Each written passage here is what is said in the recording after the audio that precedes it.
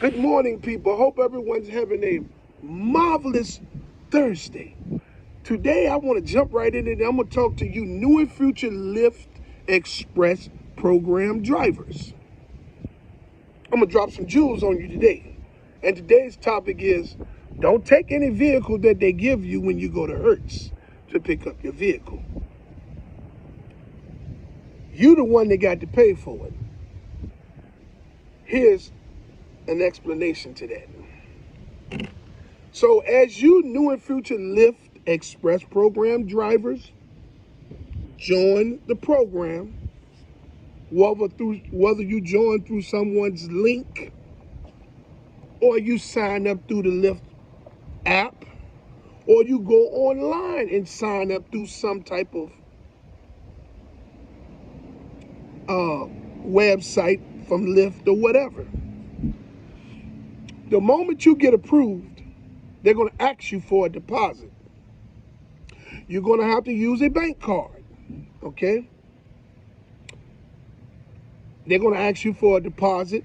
Some places, this deposit can be as high as $500, and I think maybe as less as $250. Maybe even lower, depending on what city or state that you're driving in.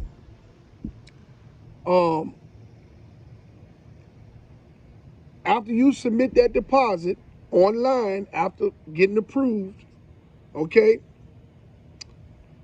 they're going to set a date for you to go to a Hertz location. Now, the Hertz location that they're going to send you to is going to be a location that deals with the Lyft Express program drivers. So that Hertz location is not going to have but vehicles to service the Lyft Express program. Now, they still may have, well, let me slow that. They still may have a few vehicles that they rent out to regular customers. But the vast majority of the vehicles that's going to be at that location that they send you to is going to be for Lyft Express program drivers in your area. When you get there to that location, they're going to ask you for your ID. They're going to ask you for your driver's license and the credit and the debit or the credit card that you used to put the deposit down. Sometimes they're going to make copies of it. Sometimes they just want to see it and they'll give it back to you. Okay? Now, as they start explaining things to you, they're going to start giving you a list of rules. They're going to start telling you what you can and what you can't do. Now, a lot of this stuff through the sign-up process, you're going to go over. There's going to be a list of videos in the sign-up process that you're going to have to go through, which is going to tell you some of the basics of the ways that they want you to do. The things, they're going to tell you things that you cannot do, things that you should do, things of that nature. It's all by Lyft's standards, okay? Those videos are. They're bullshit, but that's by Lyft standards. This is in the sign-up process. Now, once you talk to the person, one of the representatives at Hertz, as you're getting ready to get your vehicle, they're going to be going over things about the vehicle and the insurance. They're going to try to push an extra insurance on you that I think it should be about $7 or $8 a week extra on top of the insurance that's included in the trip. Now, with the Lyft Express program, insurance and maintenance is included in the trip. I mean, in the program. So the weekly payment that you will be required to pay is going to include the vehicle, the insurance, and the maintenance. Okay? And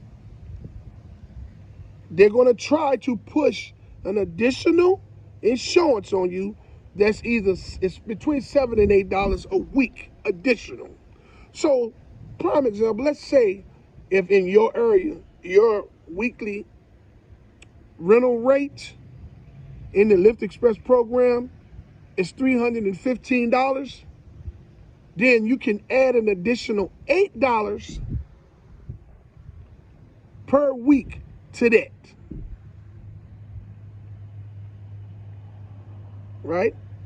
So an additional $8 per week is going to be added. If you accept that insurance that they be trying to push on you, your payment is going to go up by at least another $40. So this is what you're going to have to pay every week.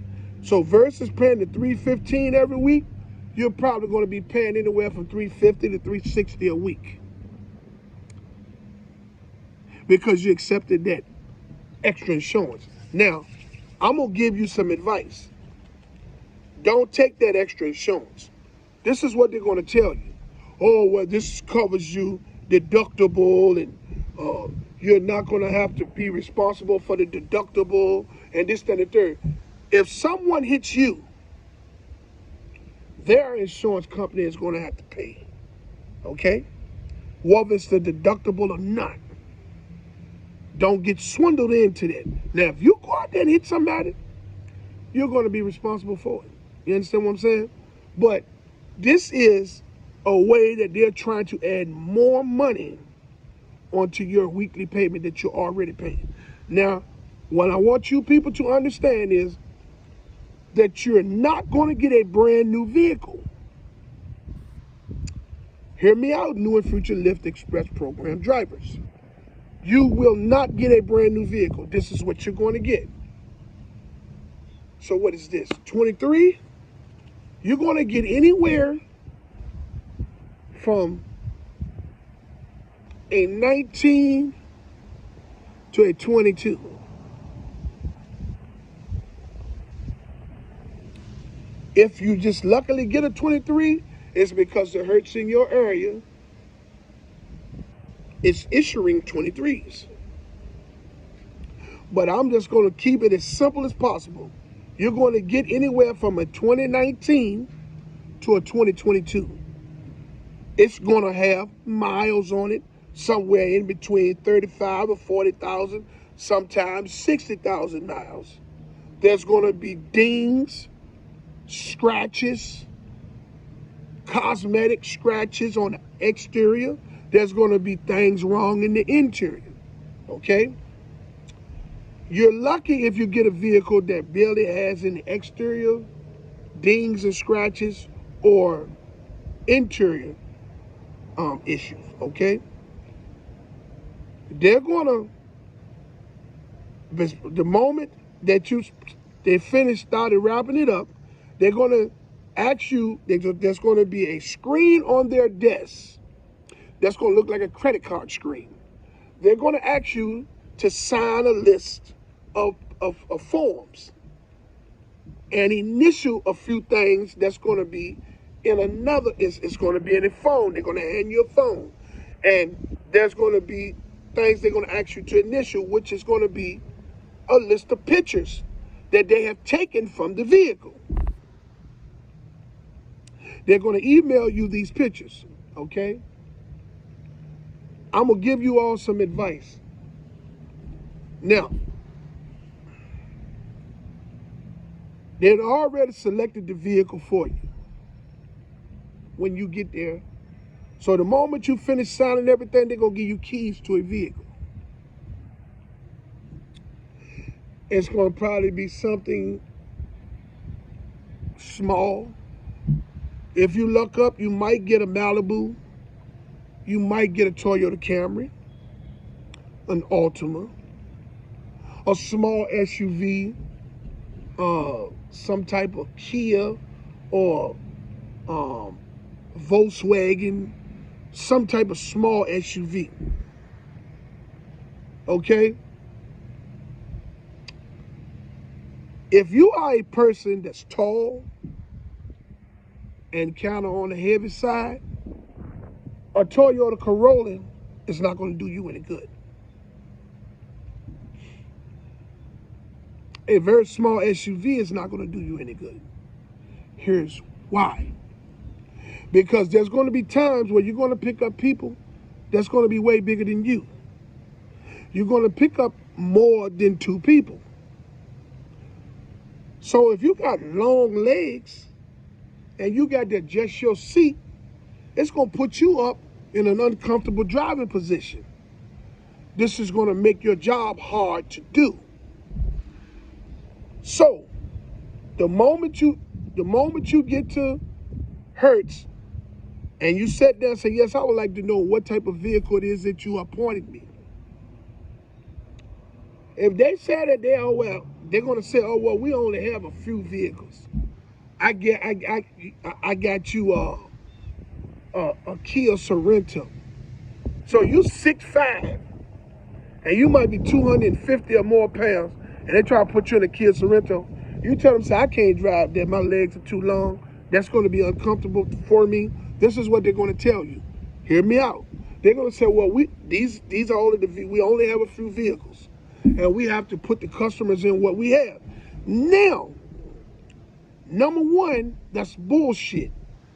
They get vehicles delivered every week from lots all around the city or state that you're driving in. Because see, Hertz, once their car reach a certain miles range, they pull it out of their regular rental fleet and put it to a lot somewhere so it can be wholesaled off.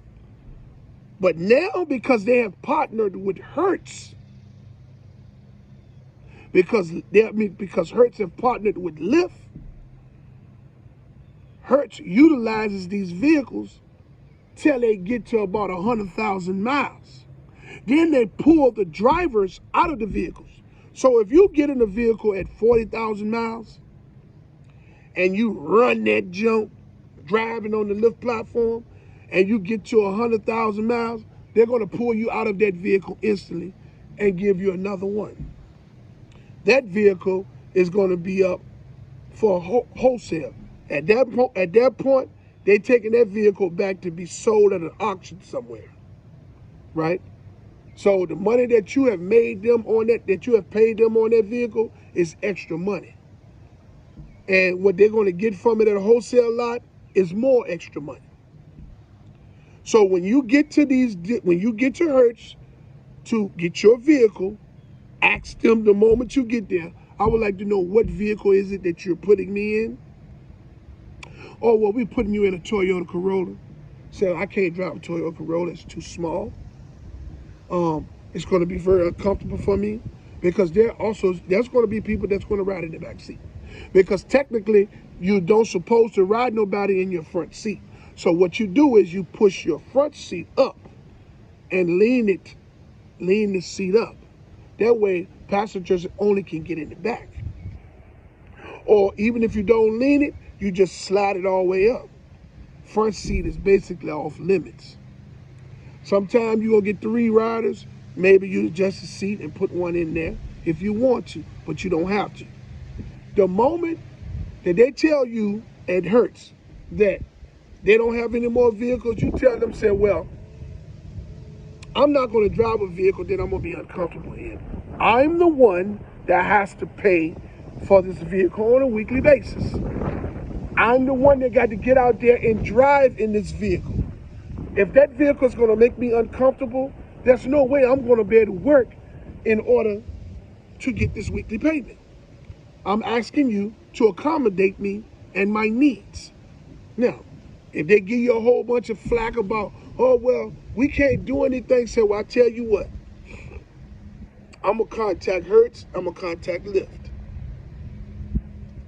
Or either you can call me when you get more vehicles in and one will accommodate me.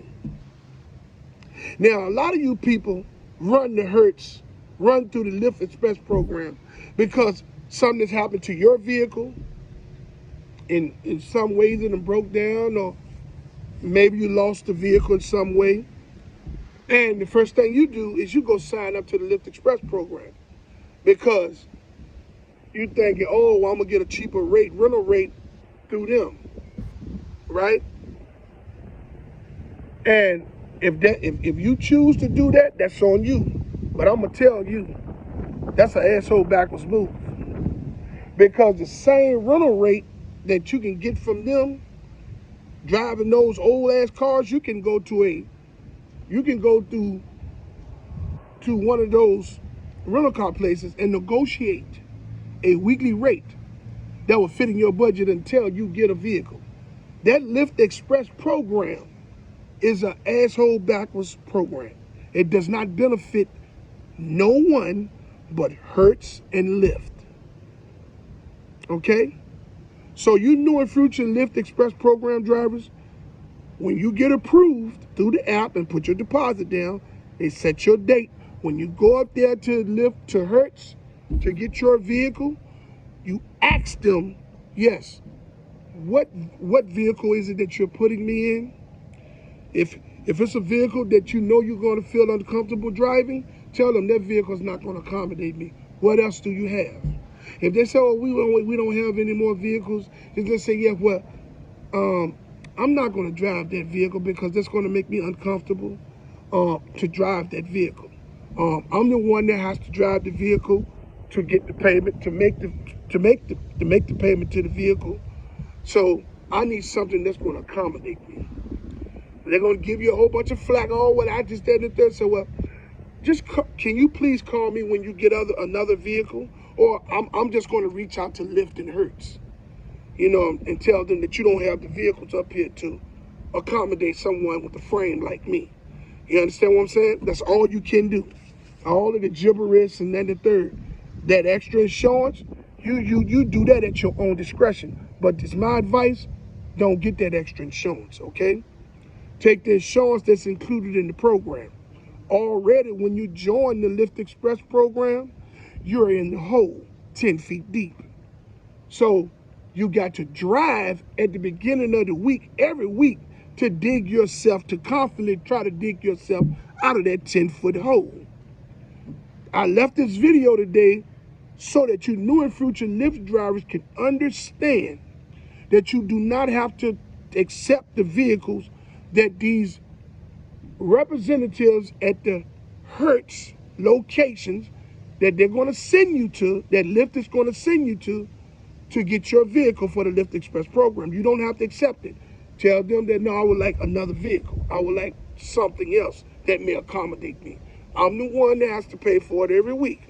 I'm the one that has to drive this vehicle, and I have to be comfortable in order to drive to make this payment. Also, here's a bonus tip.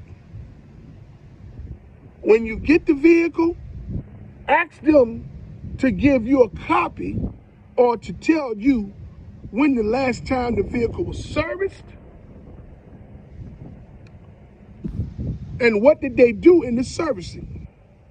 Because sometimes they will give you vehicles, and the moment you get in the vehicles, the oil light will come on, the water light will come on. You'll see a sign in there that said the tires in the back need to be rotated or the treads are low.